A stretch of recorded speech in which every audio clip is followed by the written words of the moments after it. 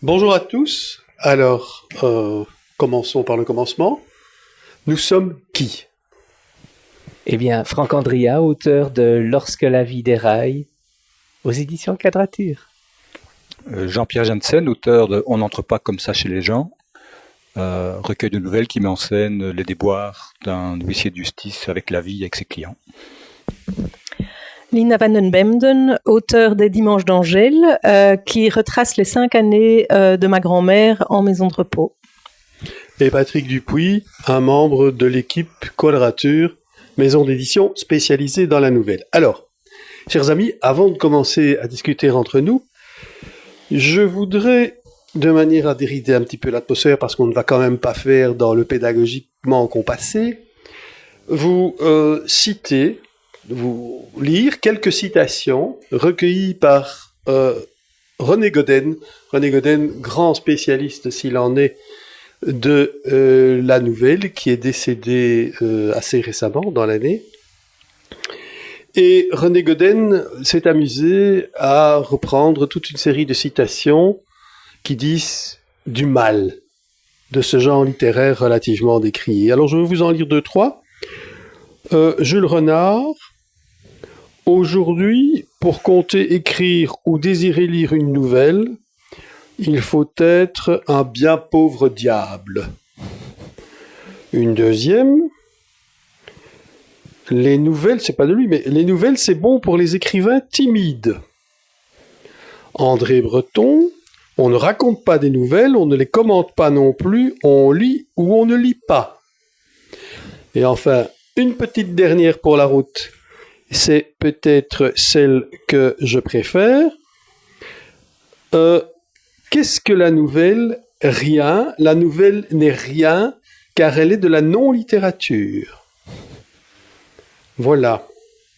Pas mal. Bon. Pour affirmer que tout est dit. Et pourtant, vous écrivez des nouvelles, vous en faites même des recueils, et le comble, c'est que ces recueils sont publiés par une maison d'édition, qui n'édite que ça, en plus. Vous n'êtes pas dérangé par ce que je viens de vous lire, ou par des phrases du type, on a tous entendu ça, « Ah, tu écris des nouvelles, quand est-ce que tu vas te mettre à écrire ?» Sous-entendu, quand est-ce que tu vas te mettre à publier un roman? Bon. Alors, vous êtes fou? Inconscient? Vous êtes quoi? Qui répond? Oui. Allez. Fou et inconscient, oui, pourquoi pas, hein, ça fait du bien dans le monde d'aujourd'hui. Mais par rapport à tout ce que tu viens de dire, je pense que écrire, que ce soit des nouvelles, un roman, de la poésie, du slam, écrire, c'est écrire. Et bien sûr, des personnes sont dans le jugement, mais c'est assez... c'est un peu comme si on vous demandait à table, « Ah tiens, tu ne prends pas l'entrée, le plat et le dessert, oh, tu ne prends qu'une salade. » Oui. Voilà, donc ça relève un peu de la même critique, c'est-à-dire que c'est un regard ou un jugement posé sur les choix des autres. C'est un regard et un jugement qui est posé par un assez grand nombre de personnes dans le monde francophone, pas dans le monde anglophone, bizarrement. Voilà.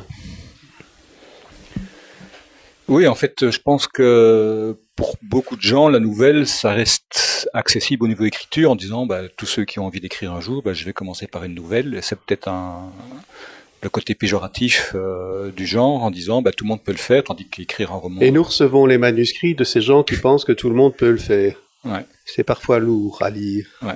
Tandis qu'un roman, ça demande quand même un investissement en temps, en énergie, une maîtrise de la langue, de la structure de l'histoire, etc. La nouvelle aussi. Bien sûr. Ouais. Et même plus, je dirais, la nouvelle au niveau de la langue, de la maîtrise de la langue, tout ça, c'est quelque chose qui, en tout cas, j'écris des romans aussi, donc je le sais. Pour moi, il y a beaucoup plus de travail dans l'écriture d'une nouvelle que dans l'écriture d'un roman. Le roman est plus long à travailler, mais on peut être moins précis dans un roman parce que on se laisse porté par l'histoire.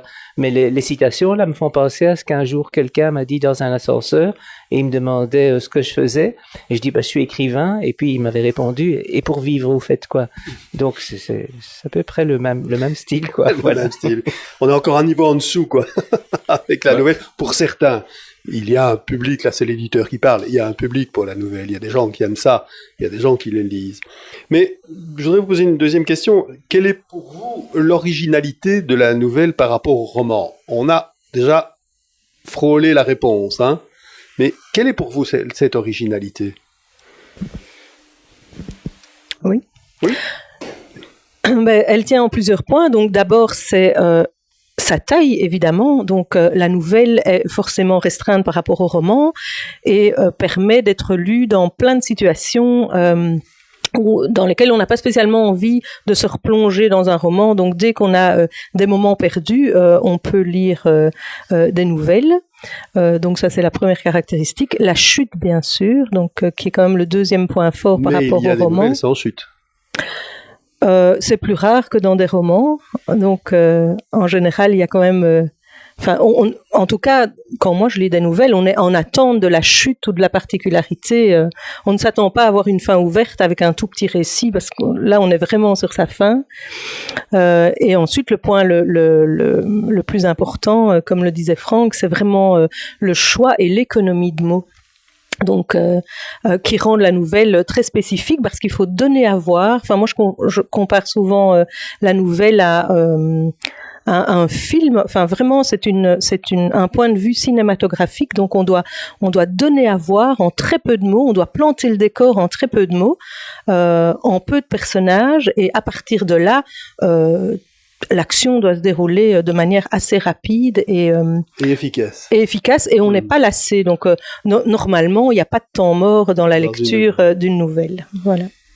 Mais moi, je suis un peu musicien aussi, donc je ferai un peu une comparaison entre un concerto pour piano seul ou une symphonie en 3 mouvements pour orchestre complet. Tout est dit, là. Ça peut être lent, ça peut être complexe, ça peut être court, ça peut être bref, ça peut être concis. Une nouvelle, c'est un texte, par définition, c'est les définitions des éditeurs, c'est normalement quelque chose qui, à la base, n'était pas assez touffu pour pouvoir faire un livre assez épais, pour pouvoir écrire le nom sur la tranche. Donc on en faisait des recueils. Moi, je ne suis pas d'accord avec cette vision des choses. Parce que je pense que l'écriture de nouvelles n'a rien à voir avec l'écriture de romans. On peut être un très bon nouvelliste et un très mauvais romancier, et inversement. Nous avons reçu chez Quadrature des recueils de nouvelles de romanciers relativement connus que nous n'avons pas pris, parce qu'ils n'étaient, à notre avis, pas bons. Ouais. Mais moi, j'écris un peu de tout, donc je suis arrivé à un stade où je me sens surplus au niveau de la longueur du texte. Donc je laisse le texte se développer, et puis parfois je pars, j'ai envie d'écrire une nouvelle de 10 pages sur tel sujet, et je me retrouve avec quelque chose qui fait 50, 60, 70, 80 pages, et j'ai l'inverse aussi en me disant je vais faire un grand roman, et puis je me suis dit l'idée elle fait flop après 50 pages, et finalement si tout ce que je raconte dans ces 50 pages je les mettais en 10 pages, ça ferait un beau récit, quoi. Franck? Mais pour moi la nouvelle c'est un petit peu la taille d'un diamant. Et un roman, ce serait un collier qui exige peut-être moins de finesse, alors qu'il y a du travail dans le roman aussi. Mais écrire une nouvelle, chaque mot, j'aime bien la comparaison avec la musique, chaque mouvement, chaque silence est important. Dans un roman, on peut, et automatiquement on le fait, on peut se permettre un bug qu'on va peut-être redécouvrir à la relecture, etc., ou une longueur peut-être indue, mais dans une nouvelle, si on fait ça, ça se casse tout de suite la figure. Et c'est pour ça, il y a une exigence dans la nouvelle qu'il n'y a pour moi pas dans le roman. Il est vrai que la nouvelle ne permet pas la médiocrité, c'est-à-dire qu'on doit toujours être au top, ce qui est d'ailleurs assez fatigant au niveau de l'écriture, je trouve. Oui, mais pourtant, on doit être au top, et pourtant, souvent, dans les nouvelles, on chute, mais enfin, bon, pardon. Effectivement. Dites... rappelons-nous quand même le titre de cette rencontre, écrire et éditer des nouvelles en Fédération Wallonie-Bruxelles. Alors, ma question, évidemment, c'est la question bateau. Facile Pas facile de se faire éditer quand on écrit des nouvelles? Bon, j'ai mon petit avis sur la question, mais je le dirai après. Facile parce qu'il y a Quadrature en Belgique. Oui, mais qui ne publie que 5 recueils par an. donc voilà, non, pas facile du tout. Pas facile du tout parce que, bon, personnellement, j'ai déjà publié beaucoup et je travaille avec beaucoup d'éditeurs, mais même des éditeurs avec qui je travaille pour d'autres textes, quand j'arrive avec un recueil de nouvelles, c'est non, ça ne se vendra pas. Le public n'est pas intéressé, il n'y aura pas de critique, etc. Et donc, voilà. Classique. Grâce soit rendue au travail de toute votre équipe parce que, vous faites un travail qui dépasse les frontières et qui amène notamment beaucoup de gens de France à venir chez vous parce qu'en France, c'est la même chose chez les éditeurs français. Oui, nous avons plus de manuscrits français, nous recevons plus de manuscrits français que de manuscrits belges. C'est un peu normal avec la taille, mais... Parce que chez les Français aussi, bon, à la différence du monde anglo-saxon, ou même du monde hispanique, mais chez les Français, les nouvelles, pour eux, ça les intéresse pas. Quoi. Mais j'aurais à peu près la même réponse. C'est vous éditez des nouvelles, vous avez potentiellement quelques éditeurs à contacter. Vous éditez un roman, vous en avez 50. Oui, au moins. Au moins, oui. Alors, quand vous avez épuisé les 50, vous en retrouvez 50 autres. Mais je pense que c'est pas vendeur. C'est typiquement francophone. C'est un jugement de dénigrement du style que les éditeurs francophones n'aiment pas les nouvelles. Ils n'éditent des nouvelles que de leur auteur phare quand ils ont un auteur un peu paresseux qui publie un roman tous les 4 ans. Comme il faut sortir un bouquin tous les 2 ans, tu n'auras pas quelques nouvelles en stock. Ah si, ok, voilà, on fait un livre avec quoi. Mais dire que c'est pas vendeur, c'est peut-être plus compliqué à vendre pour une raison particulière, c'est que c'est quand même plus vendeur que la poésie. Oui, et que le théâtre, oui. Mais voilà, donc c'est assez compliqué pour un éditeur de positionner une nouvelle, ne serait-ce que chez les libraires, parce qu'ils n'ont pas un public. Pourtant, moi, tous ceux qui ont acheté mon livre m'ont dit, on adore, ça me permet de lire une demi-heure par jour, je lis une histoire, je prends le train, je lis une histoire, et puis je me réjouis le soir, je vais lire une deuxième histoire. Donc pour moi, il y a un public potentiel. Il y a un public, oui. Ouais. Ouais, moi, je rejoins Franck quand il dit qu'on a beaucoup de chance d'avoir Quadrature en Belgique. C'est vrai qu'un éditeur qui se consacre pleinement à la nouvelle et qui soutient ses auteurs, c'est important. Maintenant, est-ce qu'il est facile de se faire éditer? Je pense que ça, que ce soit de la poésie, du roman ou de la nouvelle, c'est vraiment le même combat. C'est très difficile.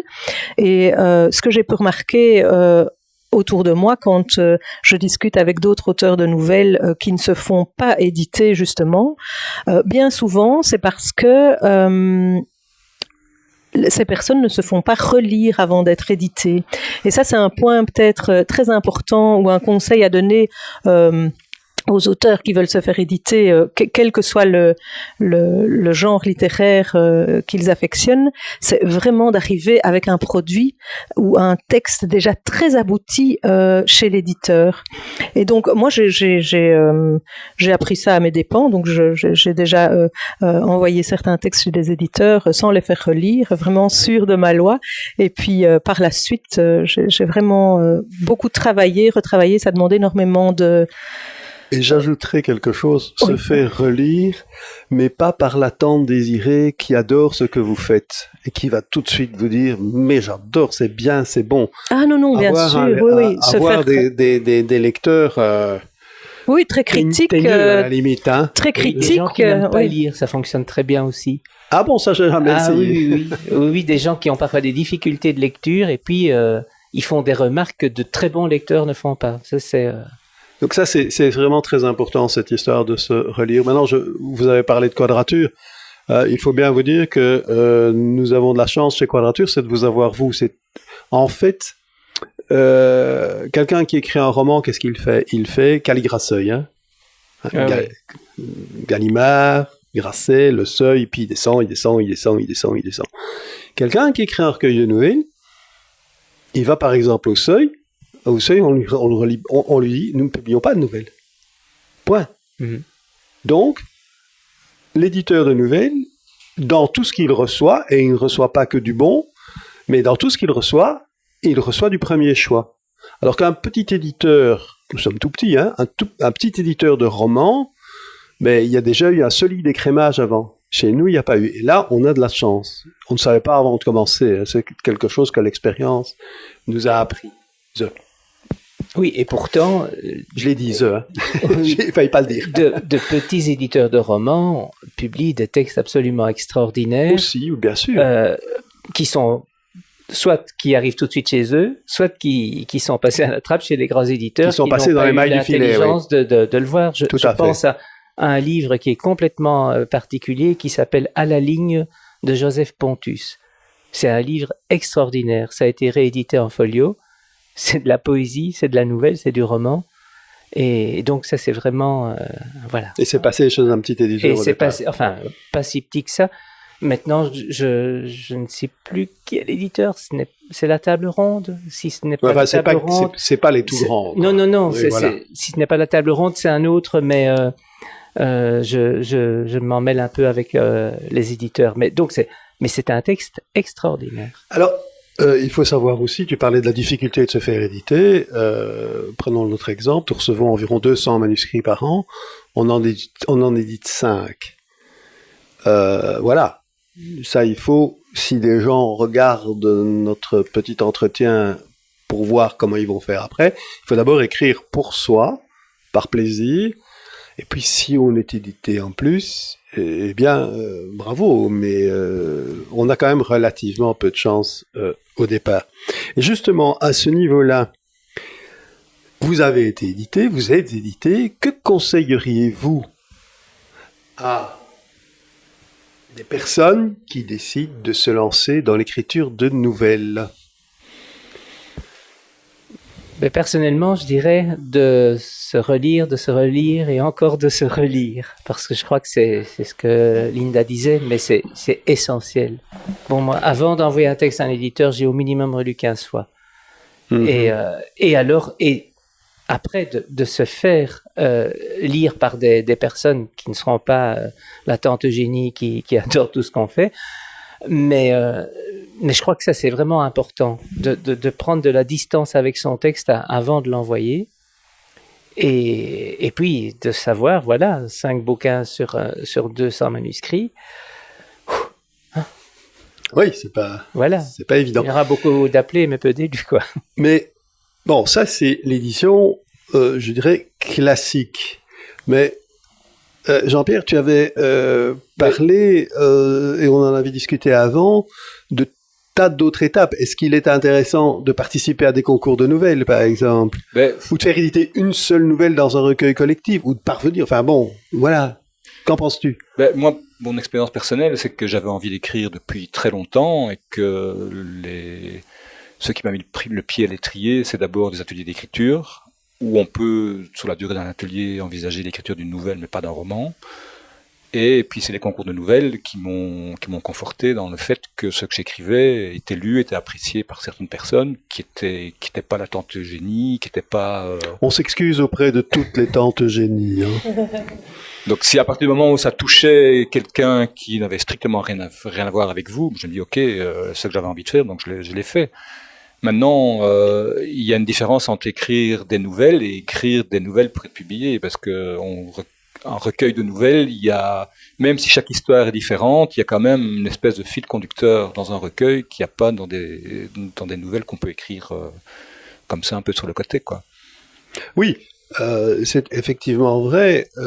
Moi, je peux constater en tant qu'éditeur là qu'il y a des gens qui sont d'excellentes bêtes de concours, qui vous font des nouvelles qui sont vraiment très bonnes, et puis quand vous recevez le recueil, vous avez peut-être lu la nouvelle ailleurs, dans un recueil collectif, et puis vous recevez le recueil, et vous vous rendez compte que le recueil ne tient pas la route.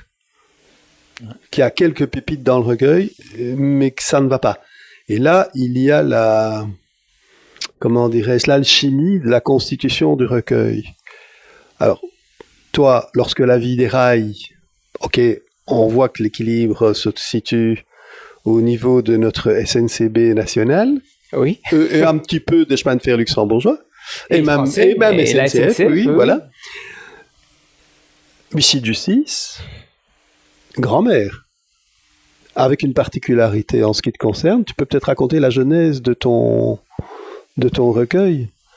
Oui, au départ, en fait, j'ai commencé à écrire quand ma grand-mère est entrée en maison de repos pour survivre quelque part, parce que c'était très difficile pour moi. Et donc, tous les dimanches, j'ai commencé, après les visites à la maison de repos, à écrire des petits instantanés comme ça de ce que j'avais vécu, souvent des choses assez loufoques. Et ça m'a vraiment permis de tenir, le fait de coucher tout cela sur papier. Et puis à un moment, j'avais suffisamment de matière, je vais dire. Il y a eu Facebook aussi, là. Oui. Et donc, chaque dimanche, je publiais des nouvelles d'Angèle, qui était donc ma grand-mère, sur Facebook. Et j'ai réalisé qu'en fait, ces petites chroniques avaient énormément de succès. Et certains dimanches, quand je ne publiais pas des nouvelles de ma grand-mère, j'avais des petits messages privés qui me disaient « Elle va bien, ta grand-maman ?» J'étais là « Oui, juste, on est en week-end, je n'ai pas écrit, je n'ai pas été la voir. » Et donc, à un moment, j'avais suffisamment de matière et j'avais des encouragements aussi de personnes qui me disaient « Oh, vraiment, il faudrait que tu écrives et que tu édites tout cela. » Et c'est ce qui s'est passé. Et finalement, c'est un recueil de nouvelles, très très courtes à chaque fois, qui quelques mots parfois. Hein. Parfois quelques mots, oui. Et qui ensemble forment une histoire, en fait, parce que le recueil de nouvelles va de son admission en maison de repos jusqu'au jour de son décès. Et voilà, donc ça c'est la genèse. Ce qu'on peut dire là, c'est que parfois un recueil de nouvelles se construit durant l'écriture et on ne s'en rend compte, par exemple, qu'à la fin. Tu as un bon exemple aussi avec ce qui aurait dû être un roman avec un huissier de justice immonde et qui est devenu... Oui, à la base, le projet était un peu différent de ce qu'il est maintenant, parce que j'allais un peu dans tous les sens avec mon huissier de justice, et puis il était méchant, un peu ripou, un peu acariâtre, un peu désabusé, etc. Et puis en écrivant, il y a un autre huissier, celui qui est dans le recueil, qui est arrivé.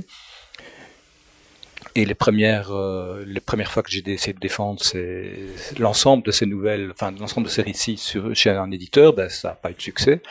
Et 6 mois après, je relis et je dis ok, j'ai compris ce qui n'allait pas, donc je n'ai repris que les histoires qui étaient cohérentes entre elles pour en faire un recueil de nouvelles. Quoi. Avec un huissier de justice extrêmement sympathique, un brave type, un type qu'on a envie de rencontrer. Ouais. Donc il n'est pas méchant du tout. Mais ce qui est important dans ce que tu dis là et dont on n'a pas parlé dans l'écriture de recueil de nouvelles, c'est le temps. Le fait ça m'est arrivé à moi aussi, le fait de laisser le manuscrit dans un tiroir durant quelques mois, de le sortir, de le relire, effectivement, à ce moment-là, on voit ce qui ne va pas. Ouais. Et ça, c'est très, très important. C'est aussi un conseil qu'on pourrait donner, je ne sais pas ce que tu en penses. Oui, c'est important. Je crois que, en tout cas, quand on le relit tout de suite, et qu'il n'y a pas la distance, je parlais de distance tout à l'heure, on ne voit pas ce qui ne va pas. Je laisse en général passer 3 mois. Mm-hmm. Après l'avoir écrit, je le relis une première fois au chaud, quand c'est encore tout chaud, et puis je laisse passer 3 mois, et alors je vois beaucoup plus de choses qui ne fonctionnent pas, d'incohérences, etc. Bon, dans mon cas, lorsque La vie des rails, c'était un peu plus facile, parce qu'il y a 6 nouvelles qui se passent toutes dans des trains, et le fil qui les lie quelque part, c'est que c'est un petit peu, c'est mon côté ancien professeur de français. J'ai conjugué les nouvelles puisque la première est écrite en je, la deuxième en tu, la troisième en il, la quatrième en nous, en vous et en il.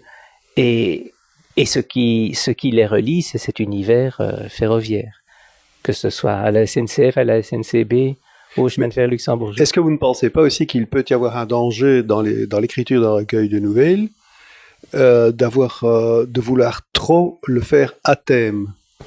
Parce que dans les manuscrits qu'on reçoit, parfois, on sent que l'auteur a voulu parler d'un thème et que ça devient pas grand-chose, je dirais. Oui, mais moi je pense, finalement, c'est vrai qu'un recueil de nouvelles, c'est souvent suit une trame ou un fil conducteur, mais moi je pense qu'au départ, la nouvelle est quand même très aléatoire et que c'est à force d'écriture qu'on se dit « Ah ben tiens, j'ai de quoi faire quelque chose à thème ». Donc en ce qui me concerne, par exemple, je réalise que si je mets tout ce que j'écris de cours bout à bout, j'ai beaucoup de de nouvelles ou de petites histoires qui portent sur la nature, voilà. Et ça relève en fait. Et sur les tondeuses à gazon avec des phares. Et sur les tondeuses, par exemple. Son dernier texte qu'elle a placé sur Facebook, qui est excellent. Si vous le trouvez, lisez-le. Et justement, je rebondis un peu sur la question que tu as posée tout à l'heure. Qu'est-ce que tu dirais à de jeunes auteurs qui veulent se lancer dans la nouvelle? Mais c'est justement d'écrire souvent, d'écrire beaucoup, d'écrire presque tous les jours des petites choses, quelques lignes ou plus longs, etc. Sans se dire tiens, je m'installe et je vais écrire. Parce que je pense que la nouvelle part souvent d'anecdotes, de choses peu importantes où l'observation joue un rôle essentiel, comme ici maintenant on est tous là et moi j'entends la pluie derrière, il y a toutes ces petites choses comme ça et on pourrait écrire il faut écrire beaucoup tous les jours et puis on va écrire de plus en plus long et puis à un moment on va se relire, on va écrire de plus en plus concis et de fil en aiguille comme ça. Mais je pense que si on s'installe à sa table en disant aujourd'hui je vais écrire sur les portes en général, toutes les portes, que ce soit imagées passionnant. Voilà, ça peut l'être. Je pense que la porte c'est quand même, il y a moyen d'écrire sur la porte, mais ça ne va pas. Je pense que c'est peut-être on écrit une première fois sur une porte et une deuxième fois une autre porte nous. Et c'est le fait d'écrire souvent, beaucoup sur plein de thèmes qui font qu'à un moment on se dit tiens, c'est comique, j'écris souvent sur la nature, j'écris souvent sur les trains. Oui, sur les trains. Oui. C'est parce que ça, c'est venu parce que je prends souvent le train, mais je crois que les nouvelles, au niveau de l'écriture, dans le processus d'écriture, une nouvelle on la reçoit. Un roman on peut le forcer. Parce que si on travaille sur un roman, il y a déjà beaucoup plus de temps à investir. Et avec ce temps qu'on doit investir, il faut se dire, demain, je continue mon chapitre, etc. Et donc là, on peut avoir ce côté un petit peu forçat qui va travailler chaque jour son texte sur la longueur. Tandis que si on fait ça avec une nouvelle, je crois qu'elle est ratée. Moi, je compare souvent la nouvelle, si on doit comparer nouvelle et roman en termes de voyage, mais la nouvelle est très intense. C'est comme un mini-trip. On part 3 jours à Paris, on voit un max de choses, on condense et on va à l'essentiel.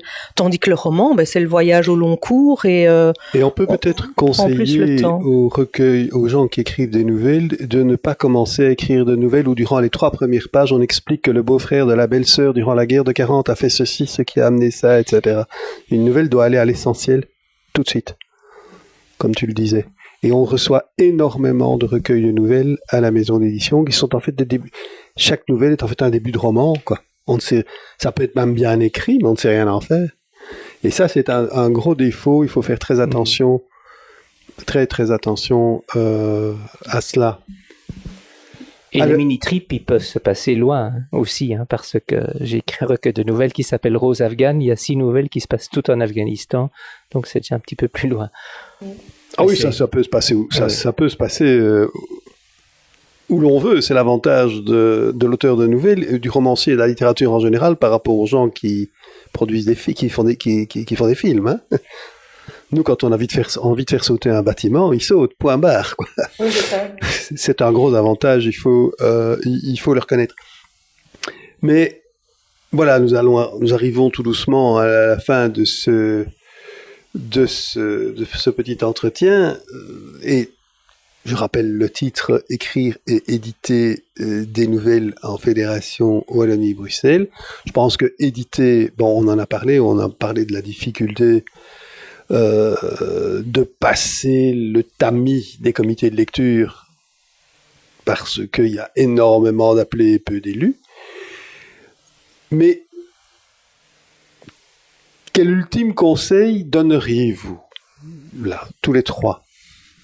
Quel ultime conseil? Un par personne. Qui se lance? Moi, je veux bien. Simplement, prenez du plaisir dans ce que vous écrivez. J'aurais dû me lancer, c'était la même chose. on peut le répéter parce que je pense que c'est vraiment si vous voulez écrire juste parce que vous avez envie d'impressionner le voisin, vous voulez devenir riche, célèbre, etc., laissez tomber. Ah oui, je vous ai tous dit la même chose quand je vous ai contacté pour vous annoncer que vous alliez être édité, c'est que vous ne partiriez pas aux Maldives avec vos droits d'auteur. Hein. Vous vous rappelez quand même de ce que je le dis à tout le monde. On est parfois surpris. Mais je crois que c'est vrai que c'est prendre du plaisir et là, c'est le plaisir de ce travail de finesse, quoi, où on se relie, où on reprend les mots, où on essaye d'entendre la note juste. Et ça, c'est un bonheur. Et maintenant, si c'est édité ou pas, je veux dire, on s'en fout. Quand j'ai écrit mes nouvelles sur l'Afghanistan, tous les éditeurs m'ont dit « Mais t'es dingue d'écrire sur ce pays-là ». Et puis, elles ont été non seulement éditées, elles ont eu 2 prix, donc pourquoi pas, quoi. Et surtout, elles ont fait plaisir à plein de lecteurs. C'est ça qui est important. Et ce sont des nouvelles en particulièrement destinées aux ados, donc à des ados qui ont lu des nouvelles. Et ça, pour moi, ça a été le plus beau cadeau. Belle conclusion. Oui, donc prendre du plaisir, c'est vrai que c'est quand on sent que l'auteur s'est amusé à écrire, c'est important. Mais moi, je rajouterais, il faut être exigeant avec soi-même surtout, parce que c'est vrai qu'on a Enfin, quand on écrit, on n'a pas de regard extérieur, on est confronté à soi-même, et oui, voilà, on estime que ce qu'on a fait est bon, mais je trouve qu'il faut vraiment beaucoup se relire, se faire relire, ne pas être satisfait de son texte trop vite, et aussi, comme le disait Franck, faire des coupes. Donc, quand on relit une phrase, elle fait 3 lignes, tiens, comment elle pourrait en faire 2 finalement. Enfin, moi, je fais souvent ça, je rabote mes textes, et ça, c'est très gai aussi de chercher le terme qui pourra réunir ou les quelques mots qui pourront réunir l'idée plutôt que d'en faire 4 phrases et c'est là qu'on s'amuse vraiment à jouer avec les mots et ça fait partie du plaisir aussi de l'écriture courte. Si je peux rajouter, quand j'ai dit prenez du plaisir, c'est pas uniquement prendre du plaisir en mettant des mots sur une page, c'est prendre du plaisir à faire évoluer un texte, à le faire aboutir, et l'édition pour moi est un aboutissement à la vie d'un texte, quoi. C'est l'idéal, évidemment, ça c'est clair. Mais par rapport au plaisir, la nouvelle a peut-être là un gros avantage par rapport au roman. Parce qu'on peut être un jour écrire être un je qui est une vieille dame, un tu qui est un gamin, un il qui est autre chose. On change, c'est varié. Quand on écrit un roman, enfin, ça m'est arrivé, à la fin on en a marre de ces personnages, quoi. Ça devient lourd, on a envie que ça s'arrête, on a envie qu'il meure, enfin des tas de choses comme ça. Et là, je dirais qu'il y a une petite différence. C'est plus gai, plus agréable, me semble-t-il, d'écrire une nouvelle ou des nouvelles qu'un roman à vie personnelle. Hein. On a le plaisir de terminer un texte toutes les 10 pages, tandis qu'un roman, on a le plaisir de terminer un texte toutes les 300 pages. Quoi. Oui. Oui, voilà. Et tout est dit là. Tout est dit. Voilà, et bien écoutez, les amis, ce fut un moment agréable pour moi. J'espère que ça l'a été pour vous 3 aussi. Et j'espère que ce le sera aussi pour ceux qui nous écouteront et nous regarderont. Merci à tous. Voilà, merci.